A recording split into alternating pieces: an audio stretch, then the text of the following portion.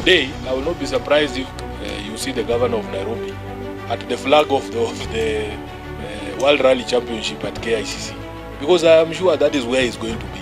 He prioritizes sherehe over this parliamentary business. So my point is, we fine 500,000 and then we issue other summons.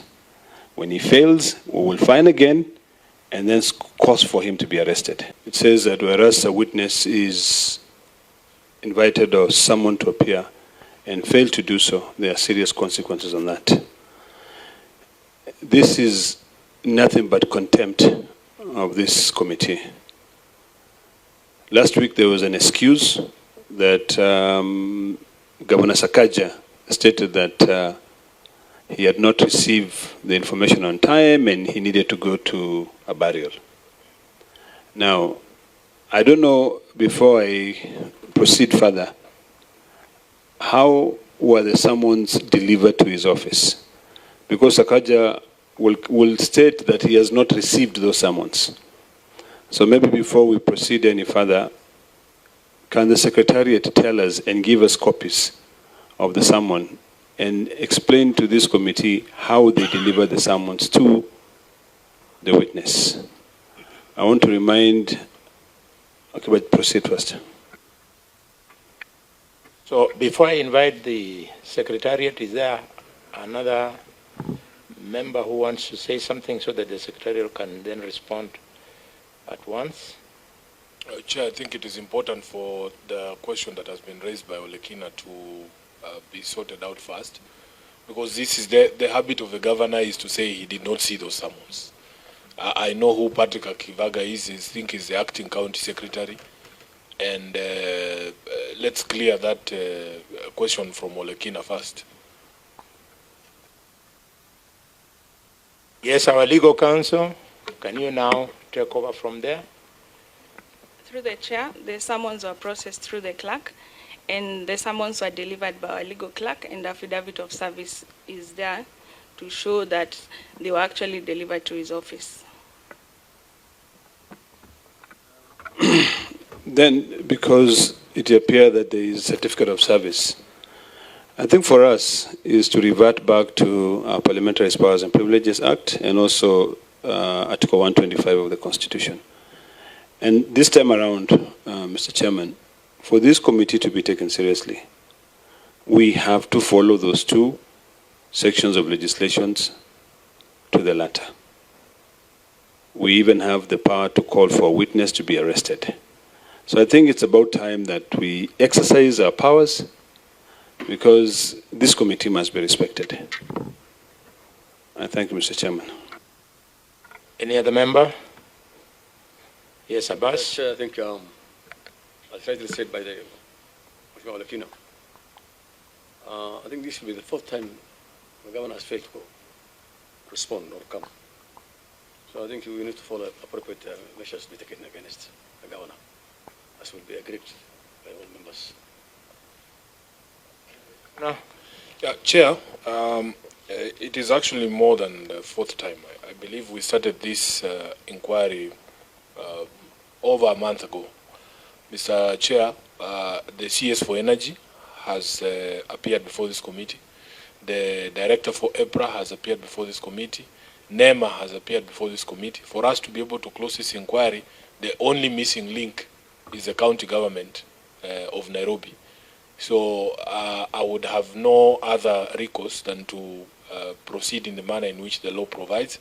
You find the governor of Nairobi in accordance with the Parliamentary Privileges and Powers Act. Members, I want to draw your attention to the contents of the summons. If you open in your file, you'll find it in these summons, or to produce the documentation required by the committee. And then one, the committee may impose upon you a fine not exceeding 500,000 shillings, or may order for your arrest pursuant to section 19/1 and /3, respectively, of the Parliamentary Powers and Privileges Act of 2017.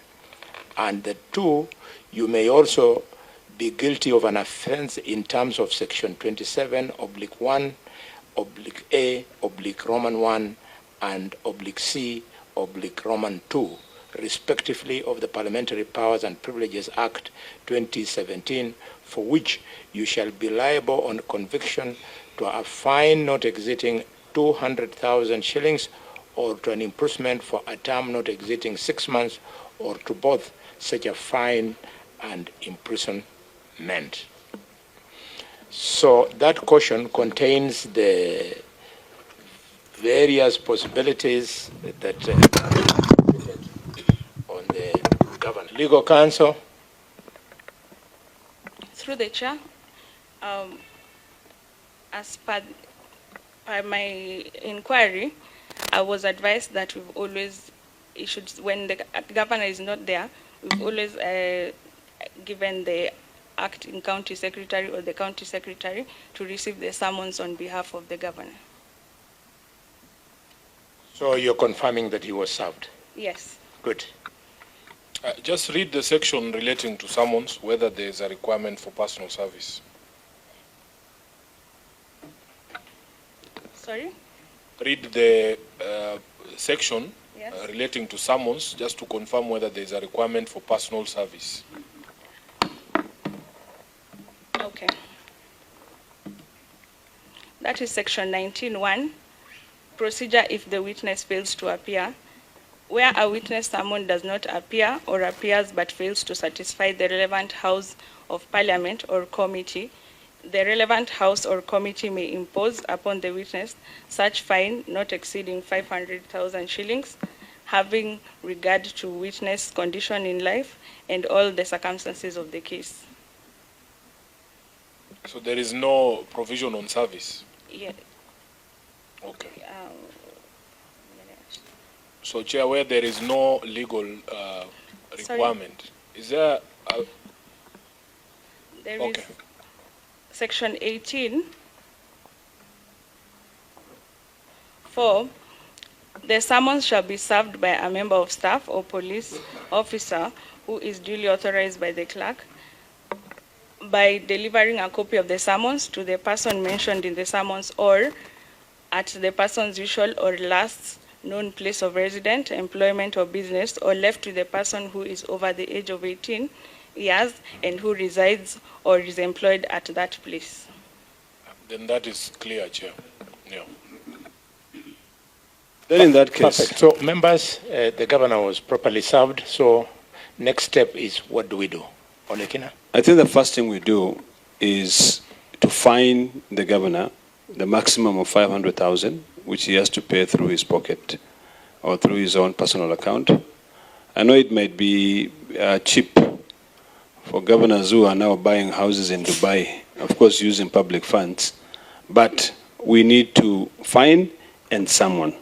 And then, if he doesn't appear the second time, fine, and then also now try to use this, maybe the police, to compel the witness to appear here. And I think we can be able to do that. So we have to do the extreme, because it's ridiculous. This guy has got no mercy. He has got no sympathy for the people who were affected.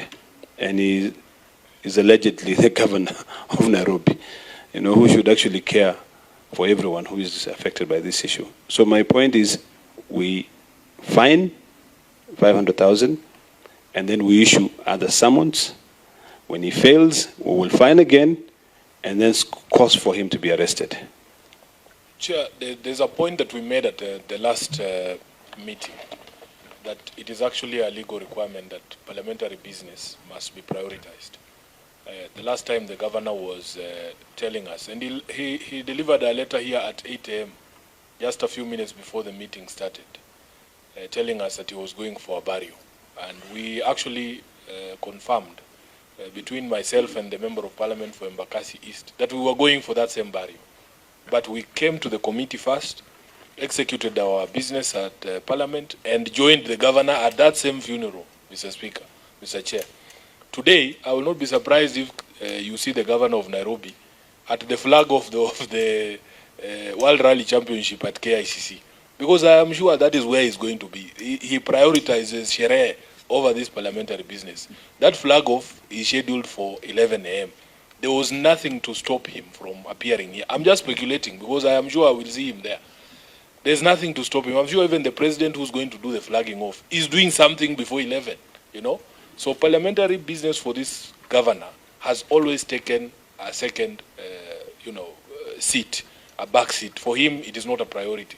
This is why I'm in agreement with my colleagues that you need to impose the fine, first of all, and resummon him. And Chair, if then he doesn't appear again, we will impose further fines until we get to the point where we are arresting him. I thank you. Very well. I think at this rate we might have to sit off camera and discuss what we should do with the governor of Nairobi. Because it is so easy for him to pay, we now have to weigh other options. Is there a possibility that we can move a motion in the House? Motion of censure? What? We might have to do that in the fullness of time, because apparently the money is not his, so he doesn't mind paying from institution to institution. Yes, Chair, we don't need to see it off camera or in camera. No, these are public issues which we need to be able to deliberate on those issues without any fear. Last Parliament, we censured the former Cabinet Secretary of Energy, and there are consequences. You know, there are intended and unintended consequences when you fail to respect the rule of law. So my point is this: there's nothing in camera. I think what we need to do is to clearly either push for his arrest and also move a motion to censure him. I'm sure there are so many people who will be very happy and who will have a lot to say, because it is clear this governor prioritizes Sherehe instead of, government business. So, and I don't take it lightly for anyone who disrespects Parliament. We come here. Yesterday, Senator Sifuna and myself were in Narok. Senator Sifuna left Parliament, did parliamentary business, flew to Narok, flew back to Nairobi, and went back to Parliament. Of course, for me, because it was my county and everything, I delayed. But of course, with permission from my colleagues whom I shared, because it's a joint responsibility. We are here as ombudspersons of the citizens who have elected us. So my point is very clear. There's nothing in camera. I think what we do is very simple. We find the governor, even if he doesn't give a hoot in hell about the money, because of course he's going to use public money. Number two, and we issue summons and also cause for his arrest if he fails to appear. That's what the law says. In fact, legally, if you read Article 125 of the Constitution, it gives us that power. Even if that governor had traveled to Italy, we have the power to compel him to appear before this committee from that country. So really, I don't see why we are dilly-dallying here. We find someone, and I love your proposal of moving a censure motion. We've done that. Abbas. Honorable Chair, I think it's very unfortunate because Governor Sakaja is actually a member of the Senate, a two-term, and they understand the rules and regulations and the laws. And therefore, I will agree that he is fined and then respond. Failure to respond, then I think just have to be taken place. I support. Senator Lomenen, if you can put yourself on the record, and then in case you have an addition to what we are discussing. Thank you, Chair. I'm James Lomenen, Senator, Turkana County, member of this committee. I support censure. Well, so the committee is decided that we are summoning this governor. When is the earliest? So the nearest date available is on 11th. We meet him on 11th in this chamber at 9 a.m. in the morning, and today he's going to pay a fine of 500,000. It is so decided. Next item. The next item is LB. Mr. Chairman, there was an issue, I don't know how far we've gone. In fact, there was a statement we're supposed to be deliberating on the cost of living, on the cost of electricity. And I think we had dealt with that, a similar issue before. Can we maybe get an update on those statements? And also it would be important for us to understand how many statements we have pending and what require these people to be summoned. Other statements from our colleagues in the House. Responses and giving it to our colleagues, because our colleagues feel like we are not doing the job. When you just get the response and you give it to the colleague, they don't have an opportunity to interrogate the responses. So we should have a tradition of making sure that we invite the person who the statement is sought from to appear. And then the senator who has also issued the statement should also come here so that they can clarify those issues. And then we deal with that issue. Then on top of that, it will be important for the Secretariat to give the chairperson an update, because at House Business, we now want to see all chairpersons, delivering an update of the work that they're doing for their committees.